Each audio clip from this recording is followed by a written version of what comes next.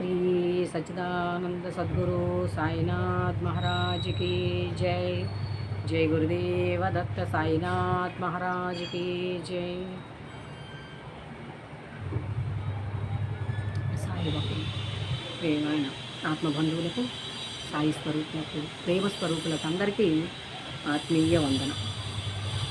మనం గత కొద్ది రోజులుగా సాయి చరిత్రలో ఉన్నటువంటి అంశాల గురించి తెలుసుకుంటూ వస్తున్నాం కదా. ఈరోజు 6వ అధ్యాయంలో ఉన్నటువంటి హేమడ్ పంతు సాయి సచ్చరిత్రను రాసేటువంటి ఉద్దేశంలో ప్రతి అధ్యాయం ముందర ప్రస్తావన అనేటువంటి అంశాన్ని తీసుకొచ్చి చాలా చక్కటి వివరణాత్మకమైనటువంటి ఆధ్యాత్మిక పరిణతిని శ్రోతలకు కలిగించే విధంగా ఆయన రచన సాగిందని చెప్పుకోవచ్చు. ఇక్కడ మనం 6వ అధ్యాయంలో బాబా యొక్క వాక్యాలతో పాటు హేమడ్ పంతు తన గురువుని ఎలాంటి భావనలో చూసుకుంటూ ఉన్నాడు, అలాగే గురు భక్తులకి ఎలాంటి భావనలు కలుగుతాయి అనేటువంటి అంశాన్ని తెలియజేస్తూ ఉన్నాడు. దాని గురించి మాటల్లో కాకుండా ఒకసారి చదివి చెప్తూ వస్తాను.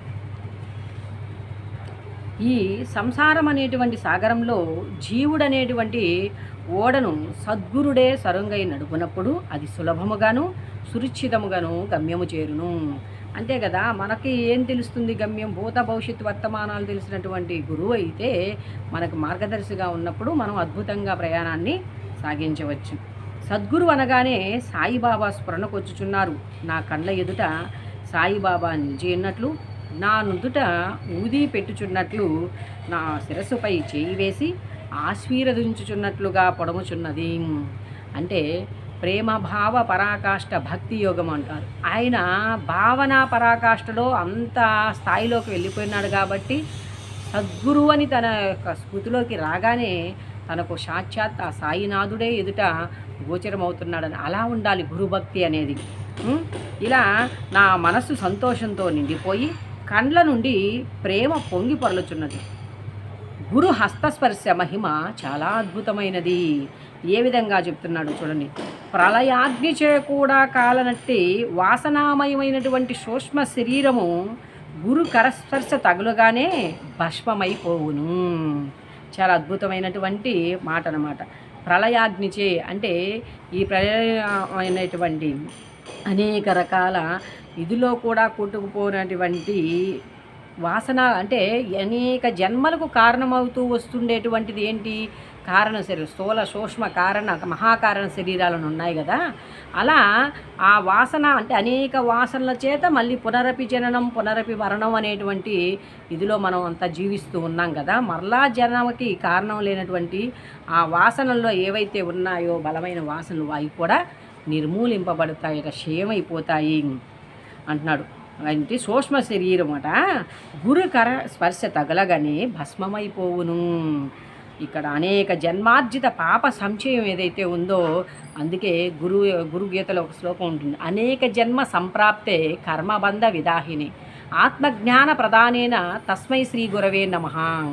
అంటే అనేక జన్మల నుంచి మనం సంపార్జించుకున్నటువంటి పాపభూయిష్టమైనటువంటి వాసనలు ఏవైతే ఉన్నాయో వాటన్నిటినీ తొలగించి మనల్ని పరమపదం వైపుకు నడిపిస్తాడు. ఆత్మజ్ఞానం అంటే మనకి బాహ్య జ్ఞానం కంటే కూడా ఆత్మ పరిణితి ఆత్మ ప్రగతికి సంబంధించినటువంటి జ్ఞానం వికాసం అయితే అప్పుడు అంతరంగికమైనటువంటి నేను అనేటువంటి నిజమైన ధామానికి మనం చేరుతూ వస్తామన్నమాట. అందుకని ఆధ్యాత్మిక సంబంధమైన విషయములను వినుటకు కూడా విసుగుపడేవారు. వాక్కు చాలామంది ఏమి ఆధ్యాత్మికత అబ్బా, ఏమి దేవుడు, ఏమిది అంటారు. కానీ విషయ వాసనలు ప్రాపంచిక విషయాల్లో బాగా కొట్టుమిట్టాడుతూ ఉంటారన్నమాట. అటువంటి వారి యొక్క మనసు కూడా నెమ్మదయ్యి పొందుతుందట. ఆ గురువు విషయాల సంబంధమైన విషయములు వినుటకే విసుగుపడే వారి వాక్కు కూడా నెమ్మదిస్తుంది. శ్రీ సాయి సుందర రూపం కాంచుటకు తోడనే కంఠము ఆనందాతిరేకంతో గద్గదమవుతుంది. కన్నుల నుండి ఆనందాశ్రువులు పొంగి పొరలుతాయి. హృదయము భావోద్రేకంతో ఉక్కిరి బిక్కిరి అష్టసాత్విక భావాలు అని చెప్తూ ఉంటాం. మన ఇష్టదైవం పట్ల ఇప్పుడు చూడండి, మనం ఒక తిరుమల వెళ్ళినా తిరుపతి వెళ్ళినా ఇంకెక్కడైనా మన ఇష్టదైవం దగ్గరికి వెళ్ళినప్పుడు ఆయన్ని అలా దర్శించగానే మన లోపల నుంచి కంట్లో నుంచి ఆనంద బాష్పాలు, హృదయం ఒక రకమైనటువంటి భారంగా అనిపించడము, తలలో ఇది ఇవన్నీ అష్టసాత్విక అలా ఆయనకి ఉక్కిరి బిక్కిరి అవుతుందట.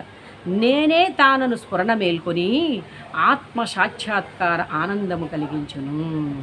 ఆ సద్గురు యొక్క దర్శనం అంత ఇది. నేను నీవు అంతే కదా, నీవు వేరు నేను వేరు, నా కులం వేరు నీ కులం వేరు, నీ మతం వేరు నా మతం వేరు, అన్నిట్లో ద్వంద్వత్వంలో ఉన్నప్పుడు మనకు అన్నీ కూడా ఇబ్బందికరంగానే ఉంటాయి. ఏకత్వ భావంలో ఉన్నప్పుడు అదే అద్వైత భావన అంటారు. శంకర్ భగవత్పాదులు చేసిన తర్వాత రామానుజ చేసిన విశిష్ట అద్వైతము అన్నారు ఆయన. నేను నీవను భేదభావమును తొలగించి బ్రహ్మైక్యానుభవాన్ని సిద్ధింపజేస్తుందట. నేను వేద పురాణాది సద్గ్రంథములను చదువునప్పుడు నా సద్గురుమూర్తియే అడుగడుగునకు జ్ఞప్తికి వచ్చుచుండును. ఎందుకంటే గురువు అనేటువంటి వాడు మనకు తెలియని విషయాల్ని మనకి తర్వాత అధ్యాయాల్లో వస్తుంది.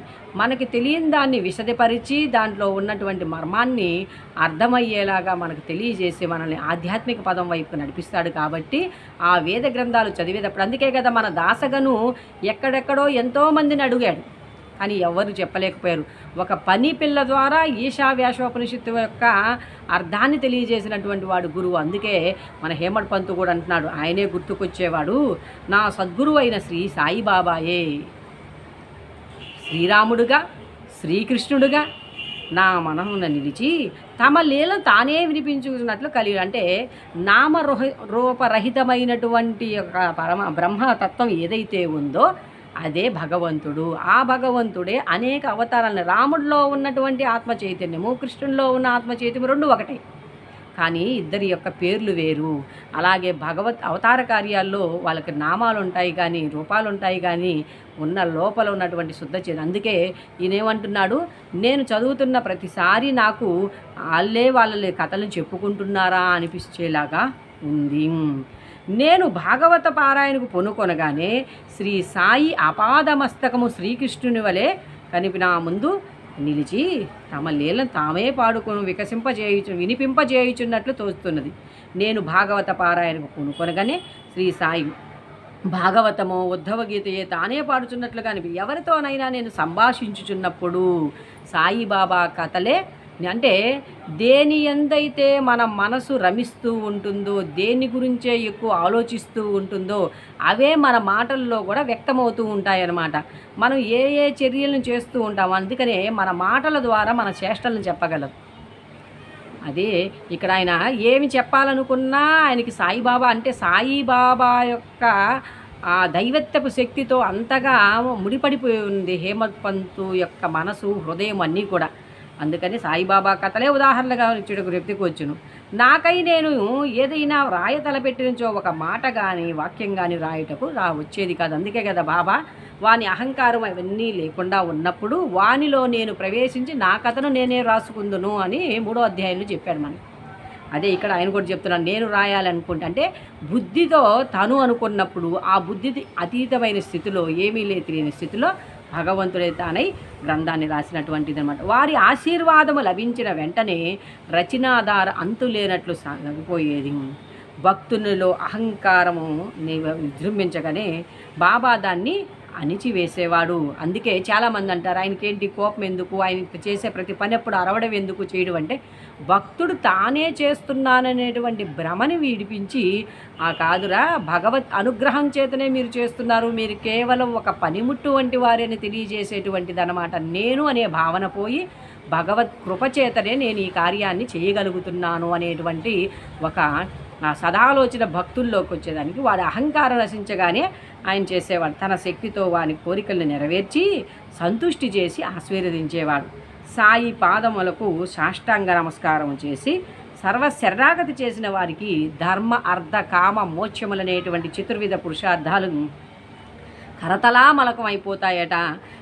అలాగే భగవత్ సాన్నిధ్యం, ఇప్పుడు భగవత్ సాధనలో ఉన్నప్పుడు మనం నీతి నిజాయితీ ధర్మము ఇవన్నీ ఉంటాయి కదా, అలా ఉన్నవాడు ఎలా మనకి చేయగలడు? అందుకని భగవత్ సాన్నిధ్యం మనకు పోవుటకు కర్మ జ్ఞాన భక్తి యోగ మార్గములనేటివి 4 త్రోవలు గలవు. కర్మ అంటే మనకు అదే భగవద్గీతలో శ్రీకృష్ణ పరమాత్మ నిష్కామ కర్మయోగం చెప్పాడు. కర్మలు చేయటం ఎలా అంటే యోగంగా చెయ్యాలి, వాటికి అంటుకొని కాకుండా ఒక యోగంగా కర్మను చేసినప్పుడు అది నిన్ను బాధించదు. ఇక జ్ఞానము, ఏది సత్యము ఏది అసత్యము అనేటువంటి విశేషణతో కూడినటువంటి వివేకంతో కూడినటువంటి జ్ఞానంతో ఉండేటువంటి సాధన. ఇక యోగం అంటే మనస్సును ఆత్మతో కలిపేటువంటి ఇది ధ్యాన సాధన అని కూడా చెప్పుకోవచ్చు. ఇక మనకి పతంజలి మహర్షి చెప్పినటువంటి అష్టాంగ యోగాలు అనేది అదొక విధానమైన ప్రాణాయామ సంచరాలతో మనం అంతరంగంగా ప్రవేశించిన ధ్యాన సాధన అనేది ఇంకొకటి. భక్తి మార్గాలు. భక్తి అంటే ఇక్కడ నవవిధ భక్తులని చెప్తారు. భగవంతుని సంకీర్తన ద్వారా, తమ పూజల ద్వారా, స్తోత్రాల ద్వారా, అన్నిటి ద్వారా ఆయన నాకంటూ ఒక